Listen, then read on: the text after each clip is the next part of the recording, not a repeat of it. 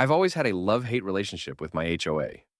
They say they exist to protect the neighborhood, but in my experience, they're more like a power-hungry group of busybodies who enjoy controlling every tiny aspect of my life.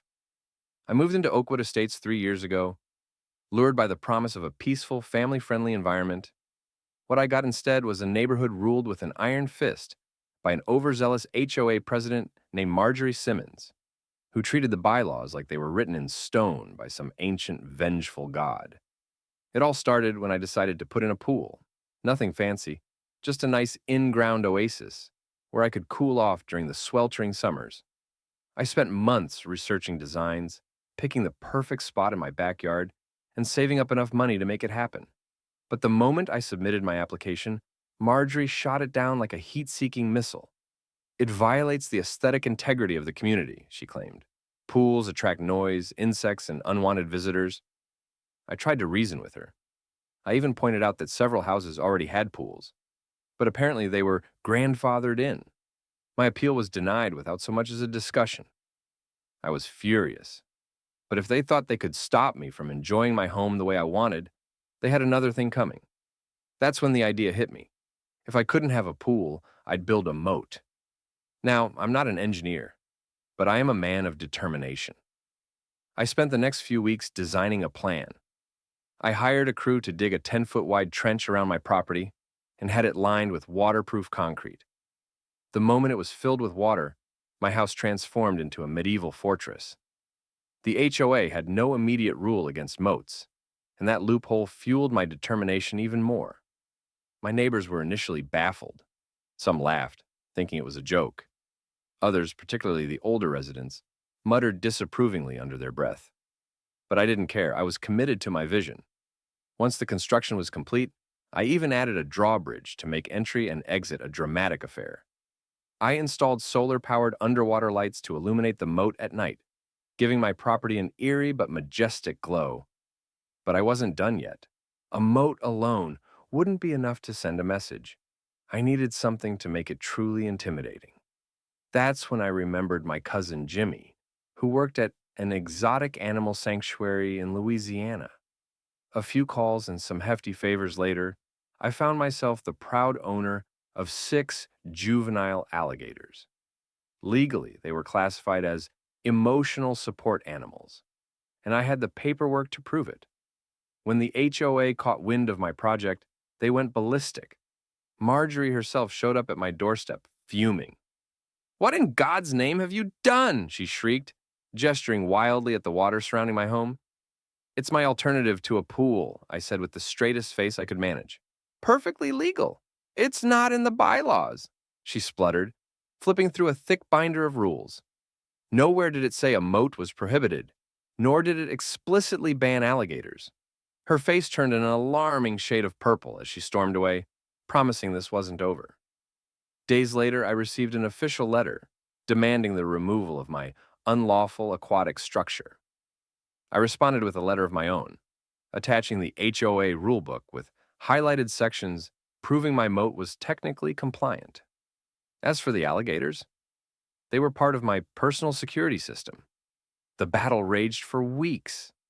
The HOA tried everything, fines, threats, even in an attempt to involve animal control. But since I had legally registered the alligators, they had no grounds to seize them. The media caught wind of the feud, and soon my house was featured on local news. Reporters loved the story. A homeowner outwitting an overbearing HOA with a medieval moat and alligators. It was the stuff of viral legends. The cherry on top came when Marjorie tried to cross a hastily built footbridge to deliver yet another complaint. One of my alligators, Big Al, lunged at the bridge, sending her fleeing back to safety. From that day forward, the HOA backed off. But life with a moat and alligators was not without its challenges. Feeding them was an adventure in itself. I had to order special reptile food and raw chicken in bulk. Sometimes they got a little too enthusiastic at feeding time, causing water to splash up onto the walkway. Then there was the unexpected issue of neighborhood kids daring each other to run across the footbridge at night. I had to install security cameras and warning signs, not for liability, but to make sure no reckless teenagers ended up in the water. Despite all the controversy, I became something of a local celebrity. Tourists would stop by to take pictures. A YouTube channel even documented my entire saga, and I gained thousands of followers overnight. People sent me moat decorating suggestions, some of which I actually implemented. Floating lanterns, mini fountains, even a replica medieval turret on one corner of my property. The creativity was endless. Marjorie eventually resigned as HOA president, either out of sheer exhaustion or humiliation. I never asked. Her replacement, a retired firefighter named Dave, was much more reasonable. He even stopped by once with a six-pack to chat about how he secretly admired my audacity.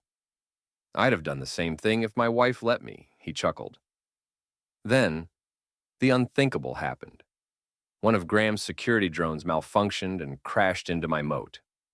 The explosion startled the alligators, causing them to scatter in all directions.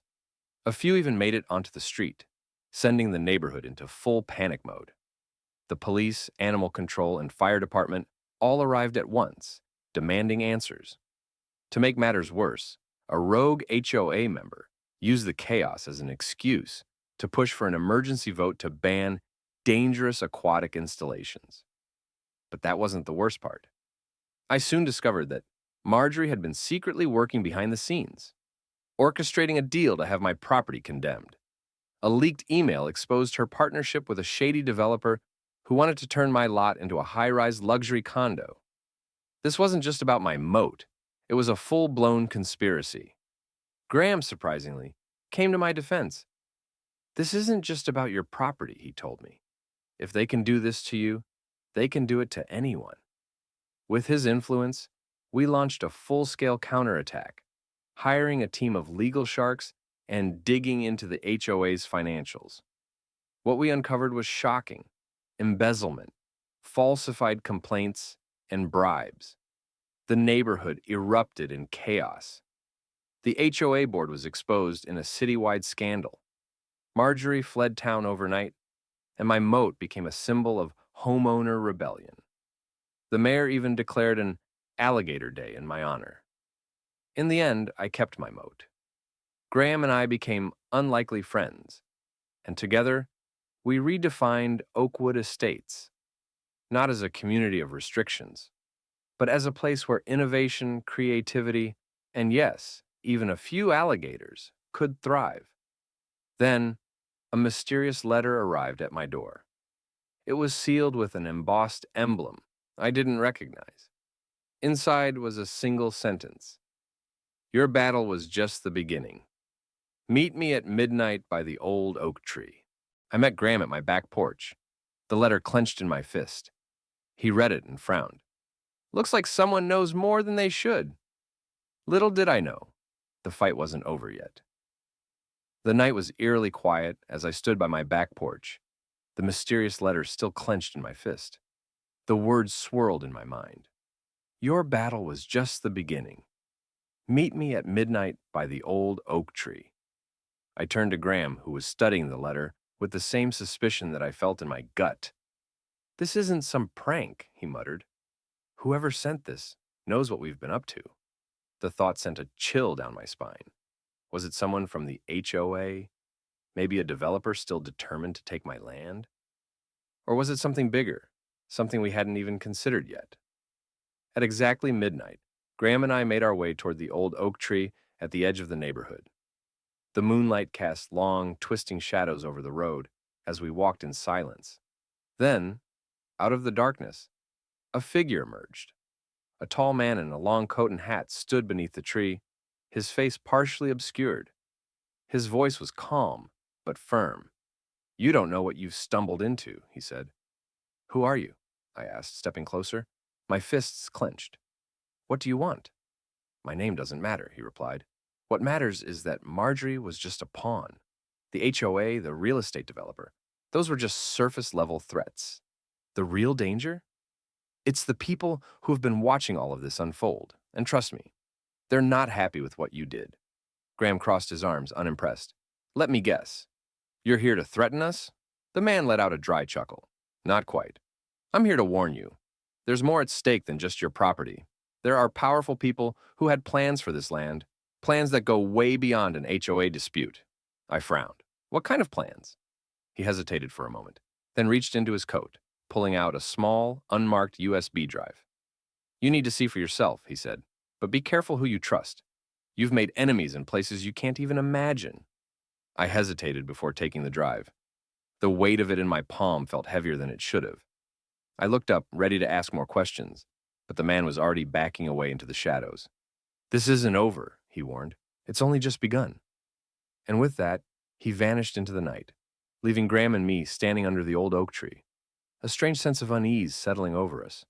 Whatever was on that USB drive, one thing was certain: our fight was far from over.